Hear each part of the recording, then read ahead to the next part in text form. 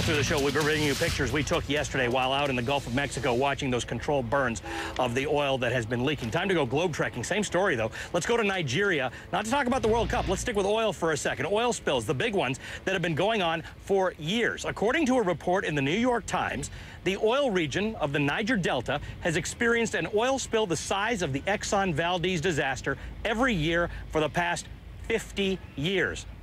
Every year for the past 50 years. We'll give you more on that in a second. Let me just tell you about Nigeria, first of all.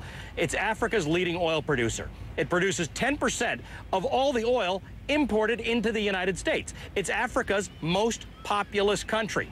More than half the people in Nigeria live in poverty. It's got a history of deadly clashes between Muslims and Christians.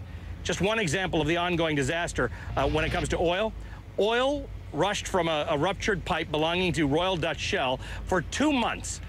Before it was shut off only a few weeks ago. There are numerous other examples like this. Oil rigs seem to be everywhere in the Delta region. Analysts say these leaks and these ruptures are due to improper maintenance, but a lot of it is sabotage. There's a sort of a civil war situation going on in Nigeria. Many of these oil spills come from rusted pipes, by the way, or old pipes.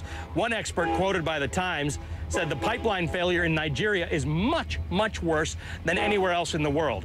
Now, just like here along the Gulf of Mexico where I am, Nigerians who depend on the land and sea for their livelihood have seen that devastated. Areas that once flourished with shrimp and crab, well, now they're wasteland.